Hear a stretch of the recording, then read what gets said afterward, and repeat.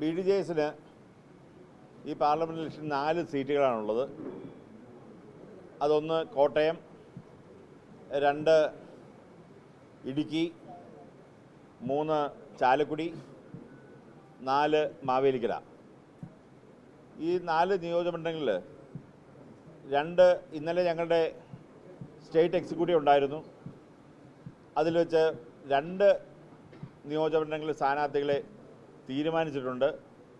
ഇന്ന് 2 നിയോജകമണ്ഡല സ്ഥാനാർത്ഥികളെയും 2 ദിവസത്തിനുള്ളിൽ തന്നെ മറ്റ് 2 നിയോജകമണ്ഡല സ്ഥാനാർത്ഥികളെയും പ്രഖ്യാപിക്കാൻ വേണ്ടിയിട്ടാണ് ഇന്നലെ കൂടിയിട്ടുള്ള സ്റ്റേറ്റ് എക്സിക്യൂട്ടീവ് തീരുമാനിച്ചത്.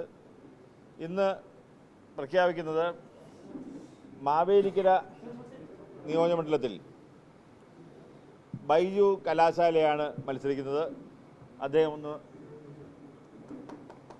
ഇദ്ദേഹമാണ് ബൈജു കലാശാല.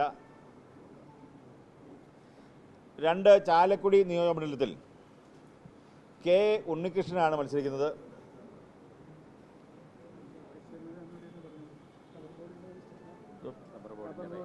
റബ്ബർ ബോർഡിൻ്റെ വൈസ് ചെയർമാൻ കൂടിയാണ് ഇദ്ദേഹം. ബൈജു കലാശാല കഴിഞ്ഞ അദ്ദേഹം പഞ്ചായത്ത് പ്രസിഡൻ്റായിരുന്നു, ബ്ലോക്ക് പഞ്ചായത്ത് പ്രസിഡൻ്റായിരുന്നു. അതുകൂടാതെ അദ്ദേഹം മാവേലിക്കര നിയമസഭാ മണ്ഡലത്തിൽ UDFിൻ്റെ കാൻഡിഡേറ്റായിട്ട് മത്സരിക്കുകയും അന്ന് ഏതാണ്ട് 45,000-ത്തിനടുത്ത് വോട്ട് നേടിയ ആളാണ്. മാവേലിക്കരക്കാരൻ തന്നെയാണ്. കഴിഞ്ഞ പ്രാവശ്യത്തെ കിട്ടിയ വോട്ട് നിങ്ങൾക്കൊക്കെ അറിയാം. ഏതാണ്ട് NDAയുടെ A ക്ലാസ് സീറ്റാണ്. അവിടെ വലിയ രീതിയിലുള്ള മുന്നേറ്റം നടത്തി അവിടെ ജയിക്കാൻ പറ്റുന്ന തരത്തിലേക്കുള്ള പ്രവർത്തനങ്ങൾ BDJസിൻ്റെയും അതുപോലെ തന്നെ BJPയുടെ നേതൃത്വം നടത്താൻ വേണ്ടിയുള്ള കഠിനമായിട്ടുള്ള ശ്രമങ്ങൾ ഞങ്ങൾ ആരംഭിച്ചു കഴിഞ്ഞു. അതുപോലെ തന്നെയാണ് ഈ പറയുന്ന ഉണ്ണികൃഷ്ണൻ മത്സരിക്കുന്ന സ്ഥലത്തും.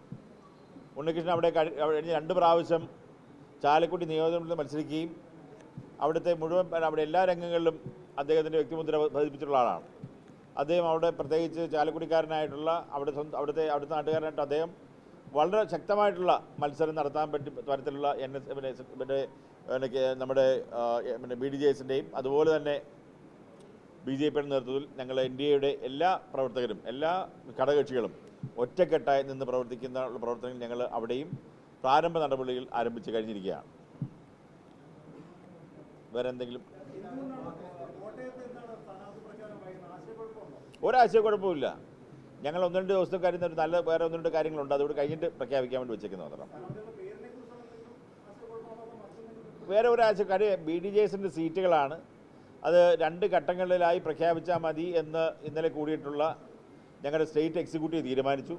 കാര്യം ആദ്യത്തെ ഈ 2 പേരെയും ഇൻട്രൊഡ്യൂസ് ചെയ്ത് അതിൻ്റെ പ്രവർത്തനങ്ങളൊന്നും ആരംഭിച്ച് 2 ദിവസത്തെ ഗ്യാപ്പിൽ ഈ പറയുന്ന ബാക്കി ഇടുക്കിയുടെയും അതുപോലെ തന്നെ കോട്ടയത്തിൻ്റെയും ഒരുമിച്ച് പ്രഖ്യാപിക്കും. പേരുകളിലേക്ക് എത്തിയിട്ടില്ല, അതാണ് കാര്യം. ബാക്കി സീറ്റ് ഓൾറെഡി ഞങ്ങൾക്ക് കൺഫേംഡ് ആയിട്ട് വന്നിട്ടുള്ളതാണ്. പേരുകളിലേക്ക് ഇന്ന് നാളെയായിട്ട് എത്തും. 2 ദിവസത്തിനുള്ളിൽ ഏതാണ്ട് 3 പേരുടെ പേരുണ്ട്.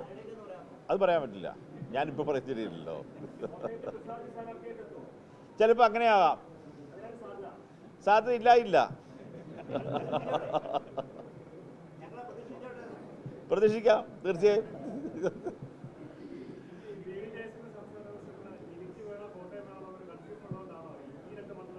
അല്ലല്ല, ഒരിക്കലുമല്ല. കാരണം അതിനെ സംബന്ധിച്ചോളം ഞങ്ങൾ 2 ഘട്ടമായി ചെയ്താൽ മതി. ഒന്ന് ബാക്കിയുള്ള കുറച്ച് കാര്യങ്ങളൊന്നും ആലോചിക്കാനുണ്ട്. ഞങ്ങൾക്ക് പല ആളുകളെ നേരിട്ട് കണ്ട് സംസാരിക്കാനുണ്ട്. ഞങ്ങൾ ഒരു പാർട്ടി എന്നുള്ള നിലയ്ക്ക് പാർട്ടിക്ക് തീരുമാനമെടുക്കാം.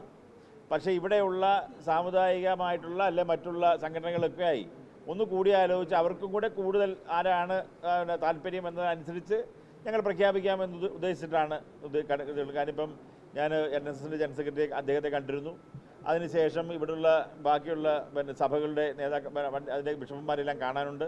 അവരെല്ലാം കണ്ട ശേഷം മാത്രം നമ്മുടെ കോട്ടയത്തെയും ഇടുക്കിയിലേക്കും സ്ഥാനാർത്ഥികളെ നിശ്ചയിച്ച് പ്രഖ്യാപിക്കാം എന്നുള്ളതാണ് ഞങ്ങൾ തീരുമാനിച്ചത്. അതുകൊണ്ടാണ് ഇത് വൈകിക്കുന്നത്.